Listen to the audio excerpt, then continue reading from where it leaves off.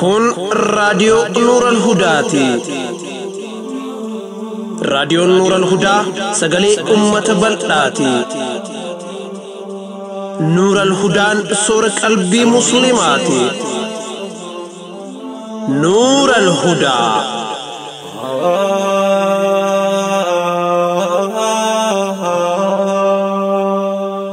بسم الله الرحمن الرحيم الحمد لله رب العالمين الصلاة والسلام على رسول الله الأمين وعلى أهله وصحبه أجمعين السلام عليكم ورحمة الله وبركاته. هردفتو نور الهدى كبجمو أكم جرتن الحمد لله ثم الحمد لله هيما ربي قداتين هرسنا جاي ولت رجاني جر قافتك إرجما ربي فان دول ذات الرقاع دول فبان أصود يمني لقى مكينك أبو تقطر أفن أستها بق النجاني يا بي ديمانين آبني قبطن هاي إرجما ربي صلى الله عليه وسلم مخطك قاد سيفته أبلي وهو سيفي سا مختفا نسيج إيس صحابون اللين قاد سبرباد لقى خيس أد فجأني متال فخاينيش لمسن نمود الدبي وانك أبو في الرمني فرأته نمو رفه إرجما ربي صلى الله عليه وسلم رفيتره نمني كافراتك وجرات نتفجدمي إرجما ربي أجيسوف سوت ديما رفه متى إرجما ربي كباد أبته مكان إرجما ربي صلى الله عليه وسلم دفئ تدمك دمقوس قروه ما قدون دنتين نمتجه لأنه قوتوك أبا أبلي هركاك أبو إرقما ربي تآقته أين ينراس الأورك جئي قافته الله جئين إرقما ربي يا سبحان الله رسول صلى الله عليه وسلم هما هرفن صداتكم لي ربي تنراس الأوركا جئي دي بسيف نمتجه مكا ربي دقينيان درنو دلن أين ينراس الأورك جئي دي بسي قافته إرقما ربي الله جئي دي بسيف أماس سديسو eenyuun narraasi dhoorka je'ee gaafate Allah je'ee deebiseef hayyee adaduma ergamaa rabbii sallallahu alaihi wasallam Allah ja'uun namtichi hollachuu jalqabe rifatee osoo hollatuu ableen harkaa buute ergamaa rabbii sallallahu alaihi wasallam ablee namticha harkaa buute dafee fuudhee namtichatti aaggatee eenyuun narraasi dhoorkaa je'ee gaafate duruu dubbiin garagalte ajaa'iba namtichi kun khayra aakhidh dhiifama naaf godhi namootee irra caalaa nama diina qabeete ja'ee waywaatu jalqabe waywaata malee jarri rabbiin hin beeytuka ergamaa rabbii sallallahu alaihi wasallam rabbi malee haqaan gabbaramaan tokkolleen akka hin jirreefi an ergamaa isaa ta'uu ni amantaa ragaani baataa ja'ee gaafate lakkii ja'ee namtichi abadan kanattiin amanu jechuusaati garuu as booda akkaan sitti hin duulle waadaa siifin seena warra sitti duulu waliinis hin tahuu ja'ee namtichi ergamaa rabbii sallallahu alaihi wasallam dhiifama godheefii gadhiise tole gadhiifnaan rasuula biraa xiqqoo achi siqee ciise namtichi eeganaa ammoo achii deemee gosa isaatti dhaqe yaa gosayyo irra caalaa namaa biraa hin isiniif dhufe je'ee gaarommin ergamaa rabbii sallallahu alaihi wasallam dhaadheesse akka alwaaqidiin odeysetti namni kun boodarra haala gaarii ergamaa rabbi irratti arkeen booji'amee islaama qeebale sababaa isaatiinis nama hedduutu islaamawe nagayaa fi rahmanni rabbii sirra haa jiraatu yaa ergamaa rabbii qixa kee nama rabbi abdate lafti tun baadhattee hin beeytu dhugumatti ati goota nama du'aa fi miidhama sodaatee karaa rabbii gadhiisee miti namni ergamaa rabbiitti dhufe kun kaafira ture sanuu ajjeesuuf yaale eega ergamaa rabbii irraa ani boodas akka harka hin kennine itti hime akkasuma waliin garuu ergamaan rabbii sallallahu alaihi wasallam haal duree tokko malee dhiifama godheef sahaabaa itti kaasee hin balleessine rasuulli sallallahu alaihi wasallam dhiifama namaaf godhuun beekama diin babal'isuuf qabsaa'aa malee hijaa mataa isaa bahachuuf hin lolu diinni itti dhihaatee gaarummiin isaa kana gaafa argu waldorgomee islaamummaa qeebale haala collee fi amala gaarii guutuuf ergamaan rabbii sallallahu alaihi wasallam ergame akkasi mee eega hangana jenne kallattumaan gara sagantaa teenyaatti haaseenu tole arri guyyaa rabiul awwal 1942 akka lakkoofsa jiraatti Nooveembar 15 bara 2020 akka lakkoofsa miilaadiyaatti akka lakkoofsa Itoophiyaatti immoo sadaasa 6 bara 2013 yoo ta'u guyyaan guyyaa alhadaa sagantaan immoo soora qalbiiti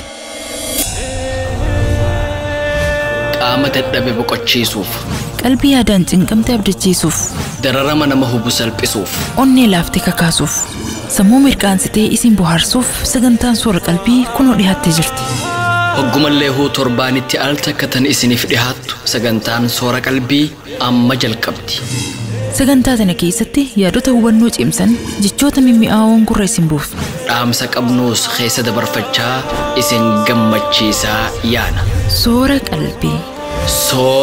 qalbii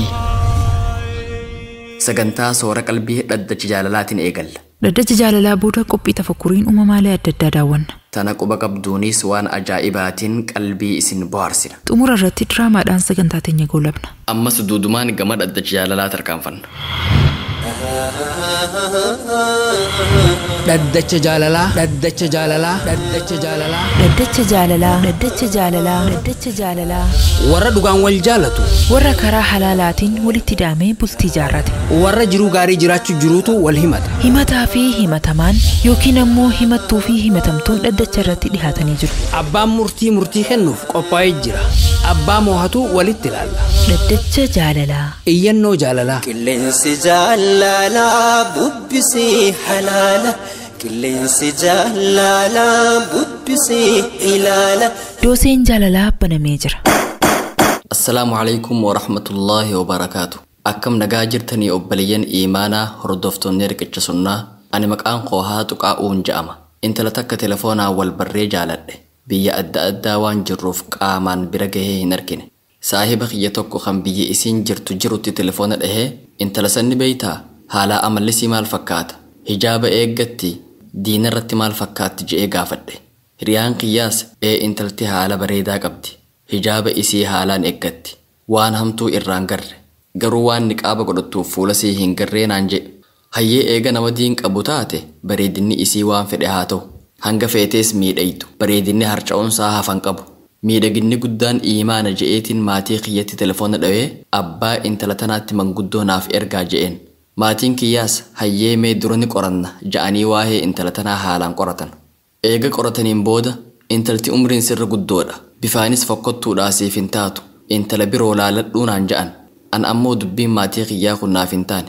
Rasuulli sallallahu alaihi wasallam gaafa amata 25 Khadijaa amata 40 fuudhan.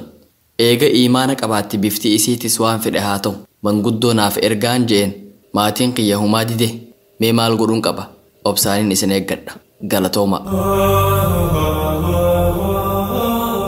Hayyee maal jettaan fariyaa? Yaadni isaa naaf ta'ee jira.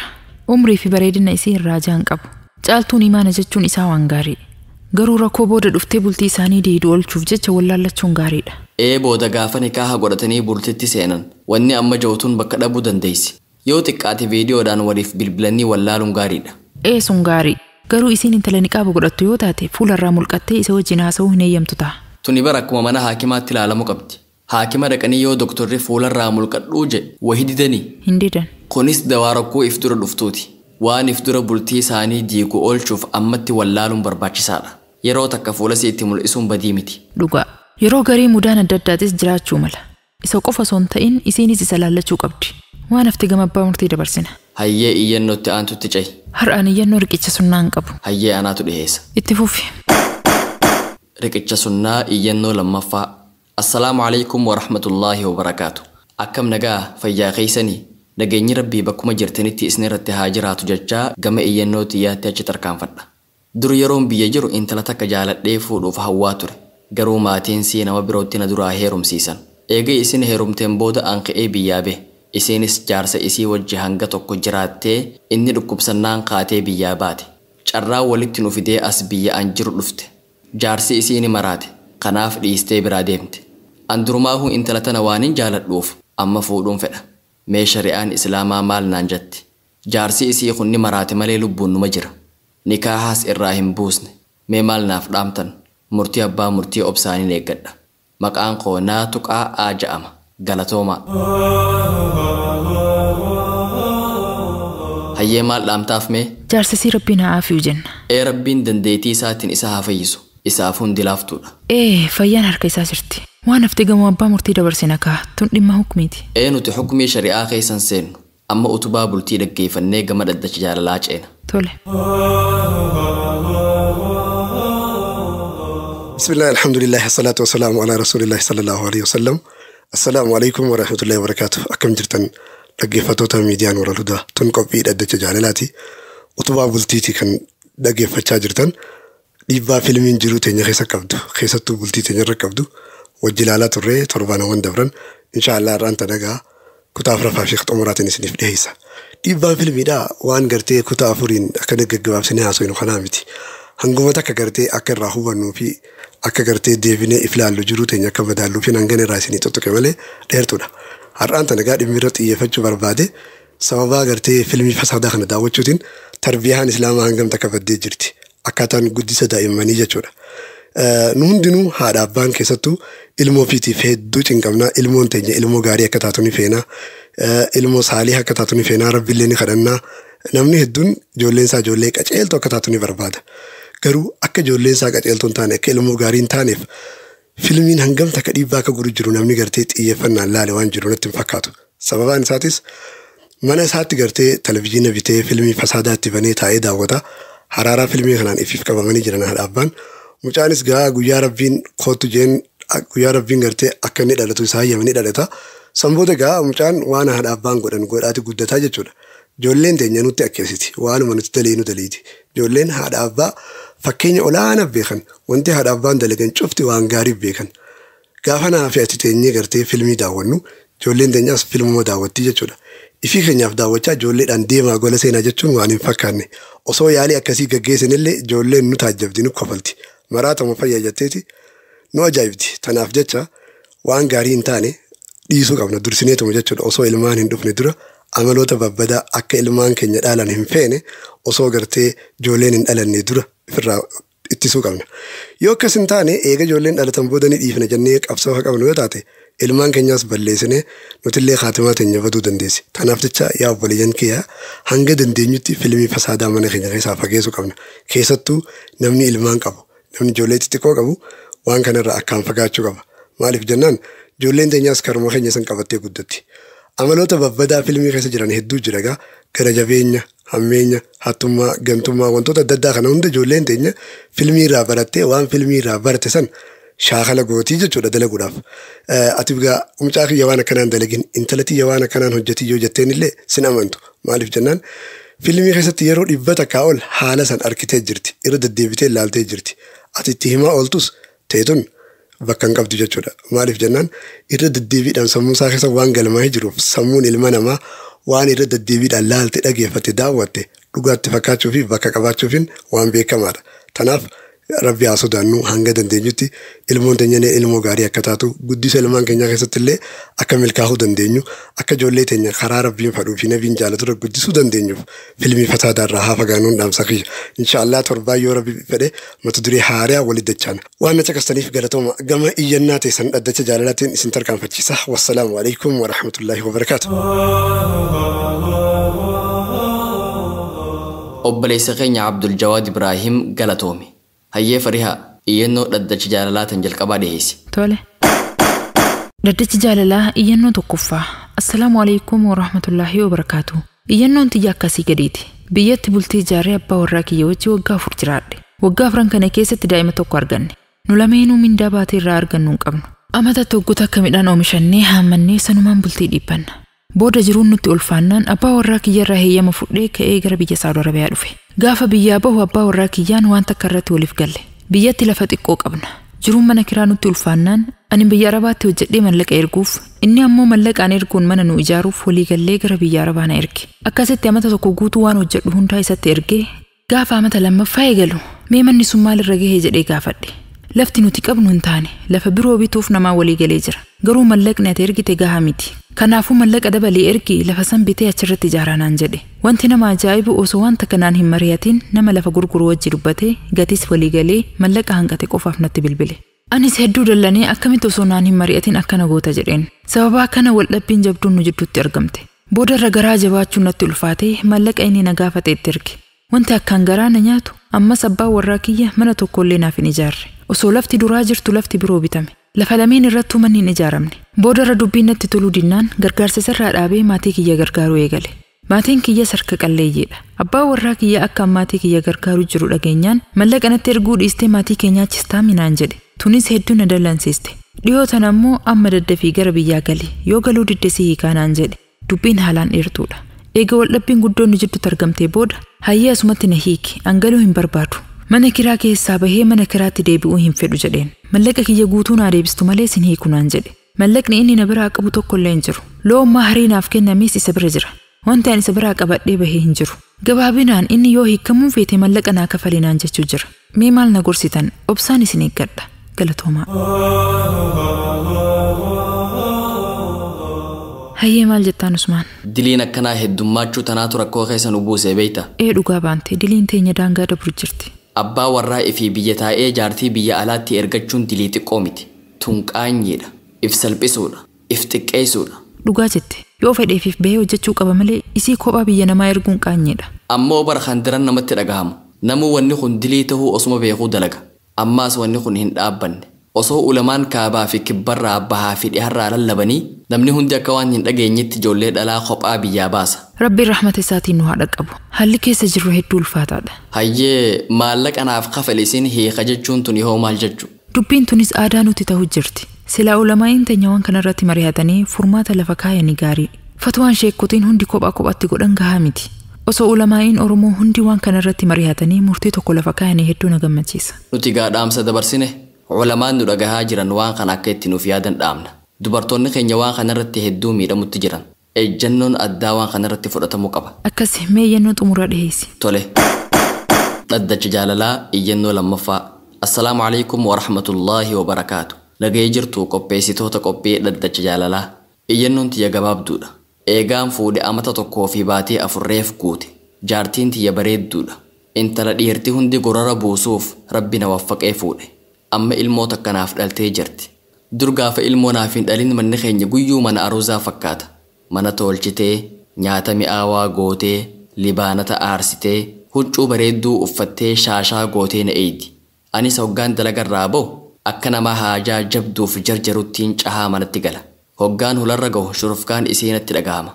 Fuula gammachuutiinin seeqaa ol seena. Huccuu bareedduu uffattee ol utaaltee na simatti. Yaa gammachuu gaafasii. Amma eega ilmoon nuuf dhalatteen booda taariika biraa keessa jirra. Jaartiin tiyya bareedduun tun huccuu takka torbaan tokko uffatti. Manaa saaruu dhiiste. Yoo akka tasaa keessummaa natti dhufte malee takkaa buna naaf danfisteen beeytu. Anis akka gaafa duraa jarjaraa manatti galuu dhiise. Inuu yeroo garii saahibban kiyyaa wajjin haasaweetiin ala turee gala. Jaalalti teenya guyyarraa irrachaa deemutti jirti. Yaa hayyoota Islaamaa gorsa keessan gaariin na dhaqqabaa. Bultii tiyyatan gama diigamaa deemutti jirtu naaf dhaqqabaa. Galatoomaa. Hayyee Farihaa dubbiin tun si laallatti. Seetu yaadarratti kannuu qaba. Gaafii akkasii gaafachuu fedha. Hayyee gaafadhu. Makaanika makiinaa tolchuu ni beeytaami? Maal uffatee tolcha? Tuuttaa gurraattii zayitaa fi wasaqa makiinaatiin gurraachomtee uffata. Makaanikni kun yoo makiinaa tolchu suuf adii uffachuu danda'a? Abadan hin danda'u. Haati ilmaaniitis akkasuma.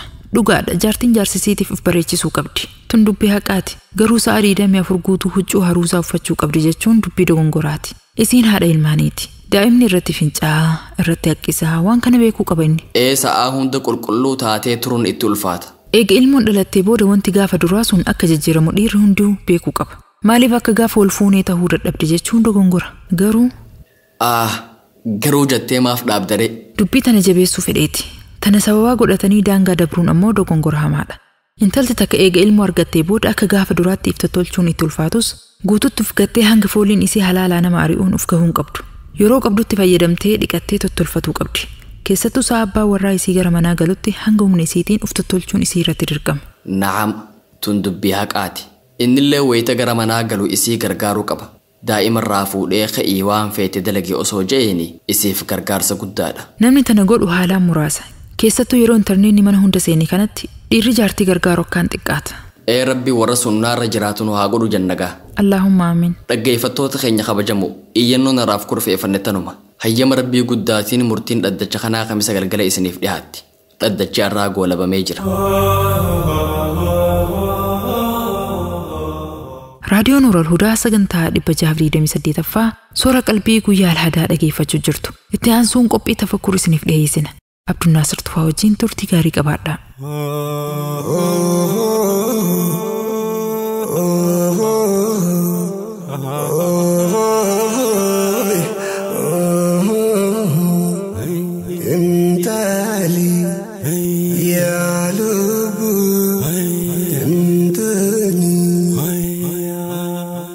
السلام عليكم ورحمة الله وبركاته. كم جرتم أردفتوتا ميديا نور الهدى كوبي كين يتفكر كان أمام علي ربي كي ستي ولين أداو ونم كبدم إسن التدي بيرم imalli keenyaadhaan gara Ameerikaa kaabaa nuun deemam. Deemsa keenya kanaanis uumama Arkitik Heer yookiin ammoo hilleensa Arkitik jedhamu daawwannam. Hilleensi Arkitik sanyiilee hilleensa Ameerikaa kaabaa keessatti argaman keessa isa irra guddaaram. Uumamni ajaa'ibaa kun sanyii hilleensaatis ta'u akka kaangaarrum kotteewwan isaa kan duubaa qofa fayyadamuudhaan utaaluu danda'a. Hilleensi bineensa dachii irra jiraatuu fi rizqii isaa lafumarraa barbaaddatu ta'us Hilleensi Arkitik garuu lagas bu'ee qurxummii adamseen sooratam. Bineensa hedduminaan kophaa jiraatu kun yeroo tokko garuu walitti dhufuudhaan qubsuma miseensota haga 100 qabu tolchee yeroo muraasaaf waliin turam. Akka kaangaarrootti maaf utaala laata? Eega kophaa kan jiraatu hoo maaliif walitti dhufa? Qophii kiyyaardhaatiin deebisaa kanneen wajjumaan ilaalla. Haga xumuraatti na waliin turan affeerraa kiyyam.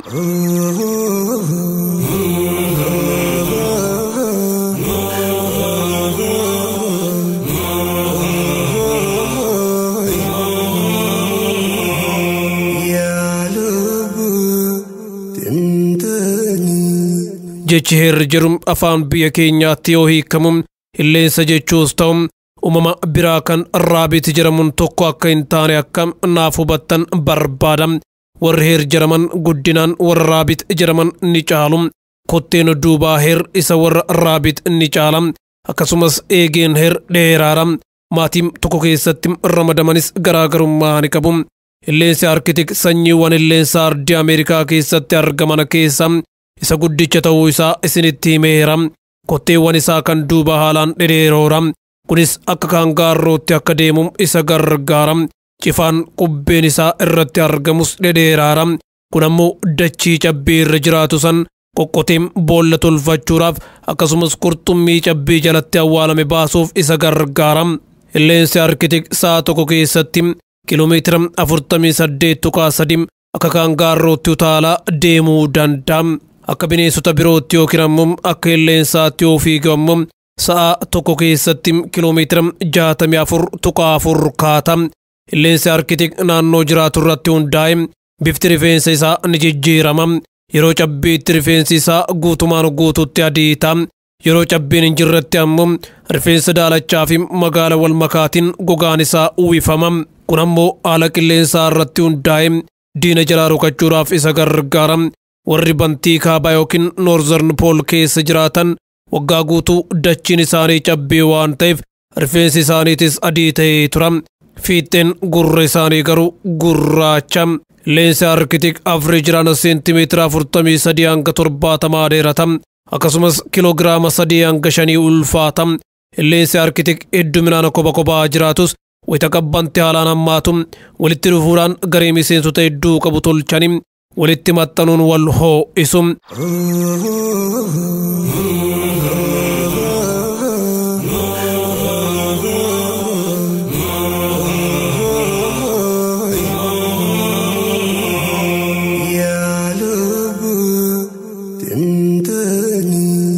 Hilleensi Arkitik kaaba ardii Ameerikaa kaabaa keessatti argama.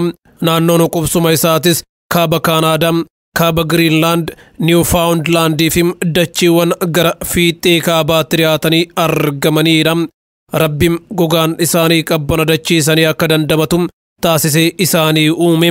Gurri isaanii gaggabaabaa waan ta'eefis qabbana dachiisaniitiin hedduu hin miidhamani. Rifeensa tuuchaa gogaa furdaa fi cooma hedduu waan qabaniif qaamni isaanii yeroo hunda ho'aara. Hilleensi Arkitik uumamaalee soorata gosa lachuu sooratan keessatti ramadama. Haala qilleensaa irratti hundaa'e biqiltoota hedduminaan soorata. Firiiwwanii fi baala mukaatis ni soorata. Dabalataanis qurxummiiwwan garaagaraatis kan sooratu yoo ta'u, raqa bineensota du'anii keessaallee mi'a garaa baasee soorata. Dachii qabbanaawaa akkanaa kanarratti soorata gosa lachuutu soorachuun jireenyaaf hedduu barbaachisaadha. Yeroo tokko dhabamu tokko ammoo hin argamu. Kanaafuu haala kanaan wal jijjiiran akka deeman isaan gore. Uumamni kun dhakaa fi bakka bineensonni biroo dhaquu hin dandeenye keessa seenee margaa fi biqiltoota garaagaraa dheeda. Akkasumas cabbii haaduudhaan waan jala jiru funaanee soorata.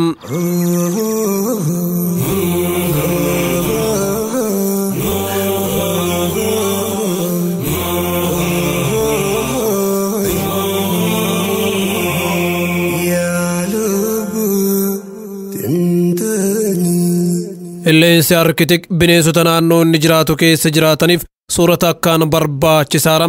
Bineensonni dachee arkitik keessa jiran hundi uumama kana adamsanii sooratu.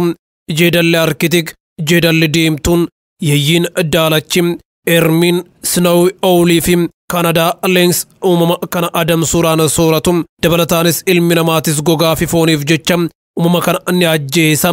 Bineensota dachee arkitik keessa jiraatan keessa bineensi ilma namaatiin hedduminaan nyaatamu. Isa arkitik jedhamu kana heddummachuun cabbii fi qabbanaatis uumama kana hedduu miidhuutti jira. Sooranni yeroo hedduu cabbii jala haalaan gadi fagaatee awwaalama. Sanqotee baasuun ammoo ulfaataa ta'uu mala. Yeroo wal hormaataatti kormaaliin wal dorgommii jabaa qabu. Waldhaansoo kana abbaa moohatitu carraa wal qunnamtii wal hormaataa raawwachuu argata. Kormaan tokko haala kanaan carraa dhaltuuwwan hedduu waliin qunnamtii raawwachuu argachuu danda'a. Kormaan qubsuma addatti tolche dhaltuuwwan achi geeffata. Dhaltuuwwan ammoo qubsuma sana keessatti goojjoo adda dhakaa jalatti yookiin ammoo mukni yoo argame muka cinatti tolfatu. Biqiltootaa fi rifeensa isii fayyadamuudhaan goojjoo ho'aa ilmooleen keessa qubatan tolchiti. Yeroo takkaan ilmoolee 2 hanga 8 ilaaluu dandeessi. Naannoon jiraatan qabbanaawaa waan ta'eef ilmooleen yeroo dhalatanitti rifeensa wajjiin dhalatu. Daqiiqaa muraasa keessattis sosocho'uu jalqabu. Haati guyyoota duraa lamaaniif ilmoolee biraan sochootu. Sanbooda garuu deemtee rizqii barbaaddata. Ilmooletti deebiti. Gaafa 7 2 guutan ammoo goojjoo gadhiisanii bahu. Gaafa 7 8 guutan ammoo gutumaan guututti mucha guufamani. Bineensonni hedduun bosona keessa umriin jiraatan gabaabaadha. Gaafa paarkii keessatti kunuunfaman ammoo umrii dheeraa jiraatu. Garuu kan illeensa arkitik kan addaati. Bosona keessatti umrii dheeraa jiraata. Sunis aga waggaa 5 ta'us garuu warri kophatti kunuunsi godhamuuf waggaa 1 fi cinaa caala hin jiraatani. Dhimmi kun aga ammaatti qorattootaaf gaafii guddaa ta'eera. Garuu waan tokko tilmaamaniiru. Bineensi kun bineensa sodaataadha. Kanaaf jecha waan cinqamuuf dafee du'aa jirani. Egaan kabajamtootaa fi jaallatamtoota dhaggeeffattoota qophii tafakkur qophiin ardaaf qopheeffate kanuma sagantaa soora qalbii wajjin turtii gaarii qabaadha. Wassalaamu alaikum warahmatullaahi wabarakaatu.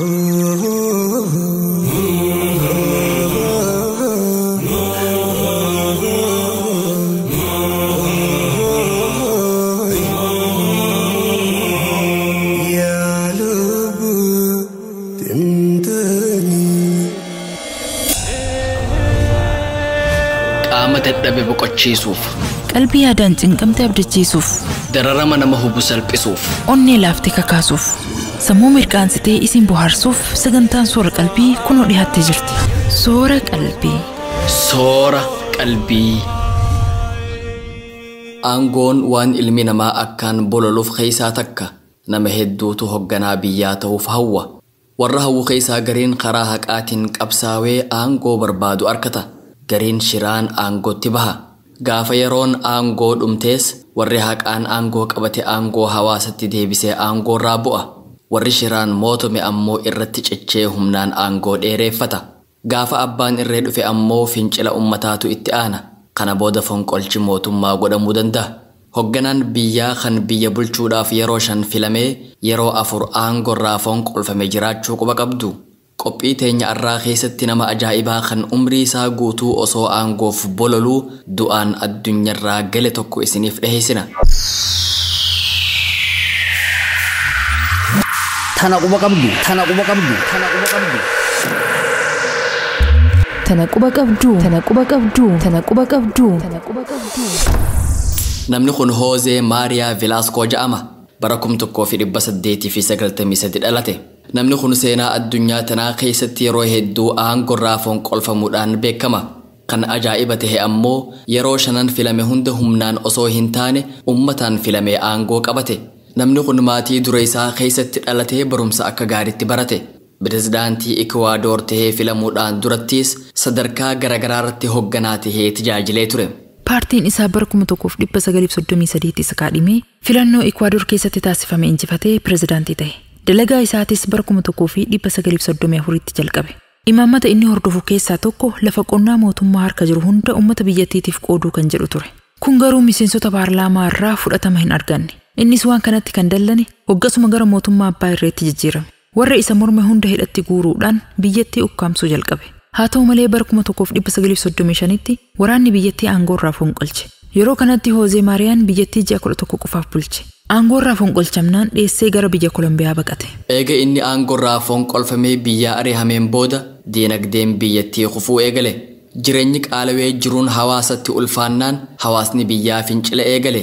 Fincilli ummataa hammaannaan pirezidaantiin biyya bulchaa jiru ammaas aangoo irraa fonqolfame.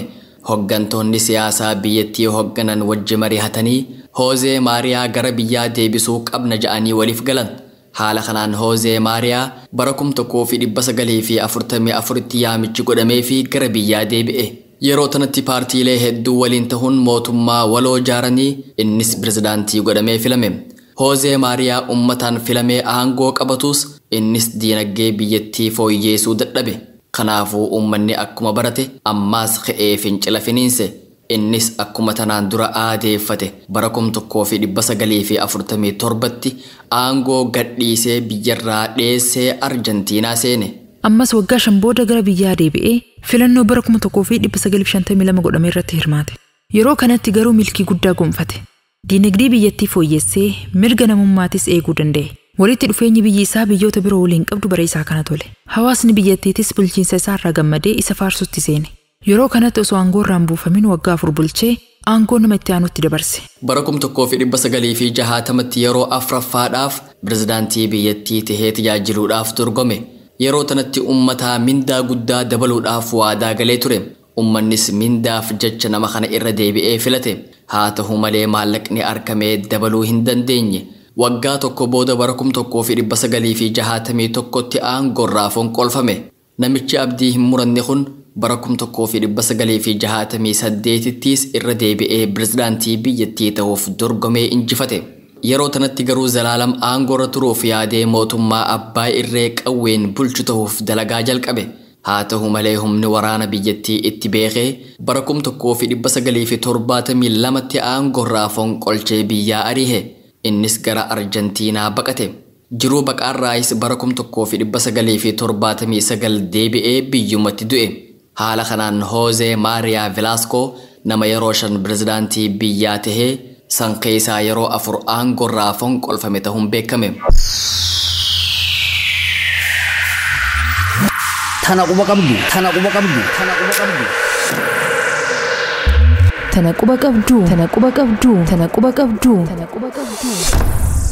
Raadiyoo Nuural Hudaa sagantaa Soora Qalbiiti. Qophiilee isiniif dhiheessutti jirurraa gammaddanii barumsa jabaas akka harkattan abdii qabna. Amma gama qophii xumuraatti ceena. Qophiin dhumarratti isiniif dhiyaattu diraamaadha. Tunis ni dabartii kutaa 14ffaa dhageeffadhaa. Hayyaa'umaa tunis ni dabartii tarraafi murteessee tanbiiraanii dhuftii. Hayyaa'umaa tunis dhuma qotii lubbuu ani hattee inshaallah nirkatti. Tunis ni dabarti. Barreessaa fi qopheessaan Abdul Jaad Ibrahim. Taatonni tuuta tabaroo. Tunis ni dabarti. Hayyaa'umaa jireenyi dabaree namoonni markata warra bisaa hiree. Hayyaa'umaa tunis ni dabarti tarraafi murteessee tanbiiraanii dhufti. Tarraafi murteessee tanbiiraanii dhufti. Intalfee dhuza bilbila maan qabne isaa? Jibriileen dhageenya bar. Eessa jirta amma? Dhiyaadde mana biratti. Maaltu maal teessila? Dafi qottu ati yaa dafi. Hayi samcaan kun eessa jirta? Nagee hankan mukku teessaa Najiboo. Boo Najiboo. Kunis wallee isaa miti. Jibriilee kararra maal dhaabbatte ol seene haa? Maaltu si mudate? Meeshaan achiistee maaltu si mudate naan jettaa? Najiboon na saamee jira. Duboo anaa tokkaatu godhe. Qulfii si kannee moo sittiin kan inni? Naaf Najiboon baay'ee takkaa wal nagarree obboleessa. Hayi duboo feeduzoon irraa fuudhe naan jiru. Sikki jibee jira. Maatti kan ni taate? Isii fidi naan jee fuudhee qotee bar. Sumaan na hachisiise mucaa kanaan. Saa akkamittiin si hachisee Jibriiloo? Badii teetiif maana komattaan? Anaa balleesse? Aara gubbaan aara naan hin dennan. Duba Feruzaatu Najiboo qaxare. Nama rabbii fi nama namni maaliif amantaati? Gaafa mucaan kun salaatu ofiisiin jeen hin dinneeti. Miina raasu. Hangam takka fudhate seslaanni? Kuma 300 Akkas taatu waa xiqqoo dandamanne alhamdulillah. Rabbii khayfaarsi. Hai, dandamanne tasa. Kuma 300 miti kuma 3 nama kan. Rabbumaan namaa kan naqa. Sanuu ammaas alhamdulillah jinaan jetta. Hata muqiyyatiin gammada. Duba akkam taate ifannista? Iyyatii jimu dura jemme. Eessattiin deema? Qabbanaa Jibriil. Meena dhisi. Dhugumsaan tokko dhufe? Hin beekneen hin bilbilaaf. Hayaahuma jireenyi dabaree namoonni markata warra bisaa hiree. Assalamu alaikum Adashim. Nagaya fayyaa. Wa alaikum salaam wa rahmatullah. Arramoo nagaya dummeessite nagaya maafi? Nagaya baay'isuun maal qaba? Anas biyyaa si nagaya rabbi nu haa godhu. Amiin nagaya nin goomu. Oduu hariyaa takka dhageesseesa? Dhageenye maal yaaboo minaayimi? Khayri wa khayraat rabbi nagaya haa godhu. Zaaraan barnii heerumte jedhani. Maashaallah rabbi hojjaa jiraachisa. Maaliif akkana gammadde garuu Adashim? Lakkee alhamdulillah isumaaf hin gammadee jira malee baga rabbi jaare.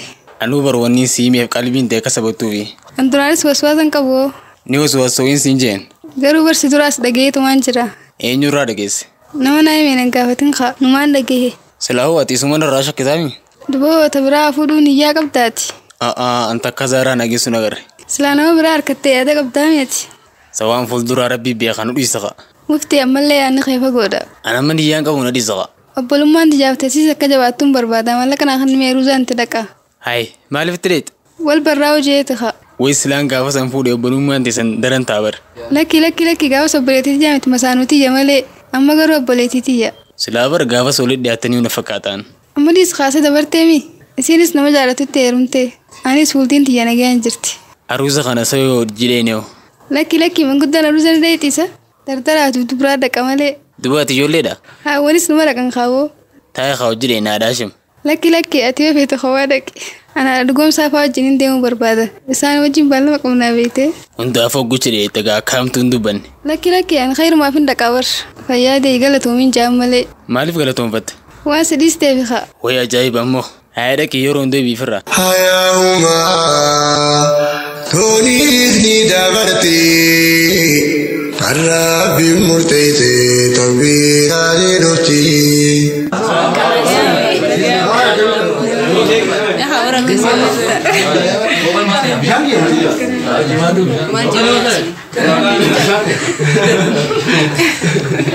Haadha shimseena kaana durayya. Wayaa dhugoomsaatummaan dura seena kaanni sodaadha. Ayyaa seena kaamaal qabaa miti dantaadha. Assalaamu alaikum warahmatullaahi wabarakaatu. Wa alaikum salaam warahmatullaahi wabarakaatu. Seena haadha dhugoomsaa isiniisa. Nagayaami Zaaraa fayyaadha nagee qabdaan ma jirtaa nagayaami? Alhamdulillah galanna rabbiti seena haamaalis. Hayyee duboo ruuzni kam jecha. Alhamdulillah. Bultii nagaya rabbis ni haa godhuga. Aamin. Ilmaanis rabbiis ni haa kan. Aamin. Ol baatattaa haa tolfadha. Haasawaa gaata badda hangasuu bunaan isinii fidaati. Haasawaa hin keessummatinaati. Ijoolleen qaraati kutte akkaan isiniif hin argine tattaa hanqasuun hin dhufa. Homaa dhuunee dhufnee nutu ifin dararinii taa'e. Jaarsisiisan maqaan isaa hin. Beene yaa obboleettii yaan. Silaa ilmaan ni qabamu. Awwaan beene takkaan agarree. Amma dura jaartii ni qabaa silaa inni. Amma dura fuudhechuun waan dhagee. Tame silaa isin beektaa maqaasi. Ani hin beekne garuu numa qaba jechuun dhagee. Duboo sanoo ni qiima wajjuma jiran. Allah waala. Haasoo jirtanii wayii keessummattani? Hai lakkii nutu if bu'aarsu jirraan keessummanne. Gattaa'e Khazaaraa ofirraa fi cinqinii hoo gattaa'e. Bunni ni sammate hee jiraa irraa hin isinii naqa. Nutu ni qacannaa gattaa'e bakka. Sajaarsisi yoom biraa du'e jaansa? Amma sadi faageensa. Isiinoo ilmaan meeqa qabdisa ilmaan ni qabdi isiin. Qabaachuun dabdu haa isiin ijoolleen qaraati kutte nuun hin jenne. Waan dabdee garuu xiqqoo fakkaatti. Jireenyaatti tole yaa'u isiin. Hayaahuma jireenyi dabaree namoonni markata warra bisaa hiree. Assalaamu alaikum dhugoomsa. Maaliif kanarra dhaabbatta? Waalaikum salaam wa rahmatullah. Nagaa namaan eegu jira. Yaa wayi isin garuu akkamiin na dhistanii deemta? Eessa baantu? Leensaa haa jechuun osoo nutti hin gaggeessitan. Ambar leensaa gacoolatti jaaladha obboleettiitiyya. Dhugaadha ni beekna bilqisaa nutis jajjara nu taate saniif afwan Homaa rakkoon qabu duboo gaggeessitanii amma kuttee jirti Marwaanoo dhufee gadin deebine lakki isaa achitti hin dhisee dhufe Hayi maaliif adda baatan? xiqqoo an haajaa tattamaa takkaan nafite Maali silaa dhimmi? hin beekne wallaahi ganaan adda baafadha Okay, dhugumsa. Dubbii amma duraa sana akkam goote isa? tan baanta bilqisaa Hin yaadattu? na yaadachisime Waa'ee gaa'ila maal kanaan jette? ahaa marwaan maal qainne san Ee. innis amma dura hin murteessine hanga takka bareedaadha naan jee Hanga takka moo guutumaa guututti? lakkii xiqqoo ifitti amantummaan ittiin dhagaamne beete Maaliif? murtii teetis wayii beekeere silaa maal yaaddaatis bilqisaa Ittiin laalame? maal Jechuun dhimmuma kanaa ittumaa yaada. Ati maal na gorsita garuu dhugumsa? ani isunumaaf hin dhisaqa waan sitti tole murteeffadhootummaan garuu silaa isin lamaa wal taatanii na gammachiisa Mee anis istikhaaratti salaateetiin laala. inshaallah akkasuma godhime Jibrilee meeshaa duraatame dhageesseesa? eenyu haatee jaan Najiiboo dhabuu maal jaansa? Feeruzaa osanii jecha wallalu jiranii bar. Mee dubbisimee?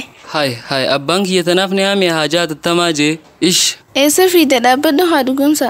mee qoy haa dubbii tanaan firraa adda baafadha Hayaahuma toonis ni dabarti kan rabbi murteesse tan biraanii dhufti. Hayaahuma toonis numa qotti lubbuu waan dhiyaate inshaallah dirqatti. tunis ni dabarti barreessaa fi qopheessaan Abdul Jaad Ibrahim taatonni tuuta tabaroo tunis ni dabarti Hayaahuma jireenyi dabaree namoonni markata warra bisaa hiree.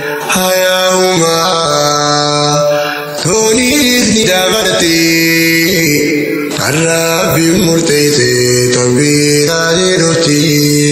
Kan rabbi murteesse tan biraanii dhufti. Taatota diraamaa fi qopheessaa diraamichaa obboleessa keenya Abdul Jawaad Ibrahim guddoo isin galatoomfanna. Waan har'aaf kurfeeffannees asuma irratti goolabna. hanga sagantaa itti aantuun walitti deebinutti nagaya rabbee keessa nuuf jiraadhaa jiruu qananii keessa qubadhaa milkii duniyaa fi aakhira harkadhaa. Wassalaamu alaikum wa rahmatullaahi wa barakaatuh.